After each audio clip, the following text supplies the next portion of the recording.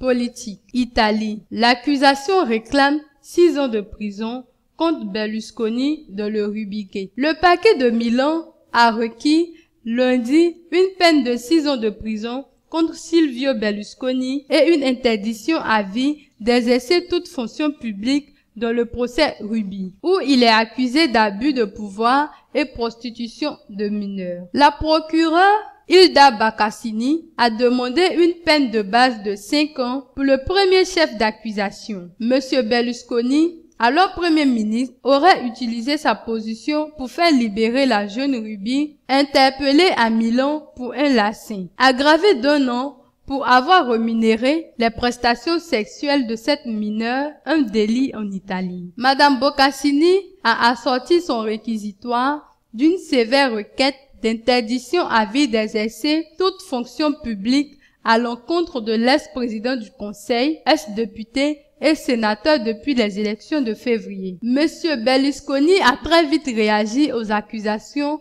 de Madame Boccassini. Conjecture, distorsion, mensonges inspirés par les préjugés et la haine, contre l'évidence, au-delà de l'imagination et du ridicule, a-t-il commenté dans un communiqué. Mais tout est autorisé sous le bouclier de la toge. Pauvre Italie, a-t-il ajouté. Les membres de son parti, le PDL, centre droit, se sont, eux, indignés contre une attaque à la démocratie, une farce ou encore une volonté d'éliminer Berlusconi. Les peines requises sont très lourdes compte tenu des faits contestés, avait auparavant commenté l'un de ses avocats, Niccolo Ghedini. La défense s'exprimera le 3 juin et le verdict est attendu au plus tôt le 24 juin. Au cours d'un réquisitoire de plus de 5 heures, Madame Boccassini a dénoncé le système de prostitution mise en place pour la satisfaction sexuelle personnelle de l'accusé Silvio Berlusconi. La procureure a jugé également très grave que l'accusé ait abusé de sa fonction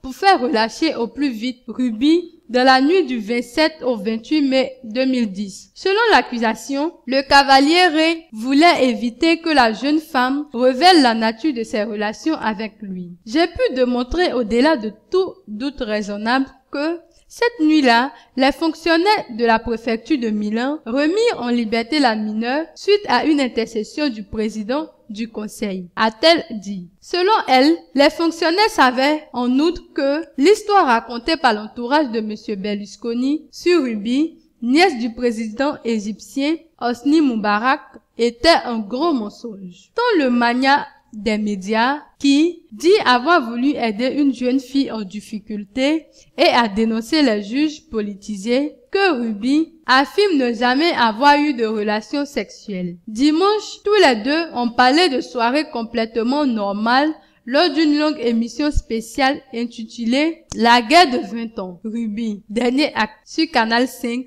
l'une des chaînes appartenant au Cavaliere. Selon la procureure, Ruby, comme la plupart des autres jeunes filles qui participaient aux soirées Bunga Bunga chez Silvio Berlusconi, cultivait un rêve italien négatif, attendant du milliardaire de l'argent facile et la possibilité de travailler dans le monde du spectacle. Après être devenue la favorite, Ruby recevait directement de Silvio Berlusconi ce dont elle avait besoin pour vivre, a encore indiqué la procureure. Elle nie parce qu'elle a reçu plus de 4,5 millions d'euros en 3 mois, a martelé la procureure. Pour Madame Boccassini, la jeune Marocaine a dormi plusieurs nuits à Arcore, la villa du milliardaire, près de Milan, et il n'y a pas de doute que Ruby se prostituait. La procureure a aussi souligné que les intermédiaires du système de prostitution et même le Cavaliere savaient tous que Ruby était mineure, ce qui explique le vent de panique déclenché par son interpellation. Pour confirmer ses dires,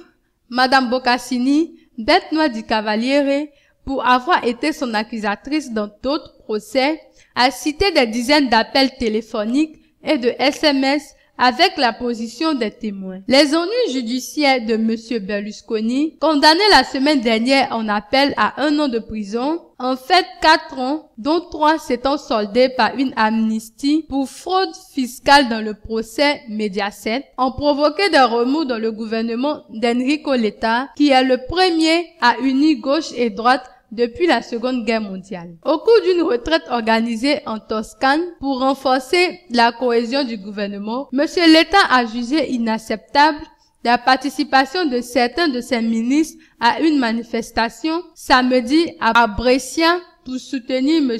Berlusconi et dénoncer une magistrature politisée.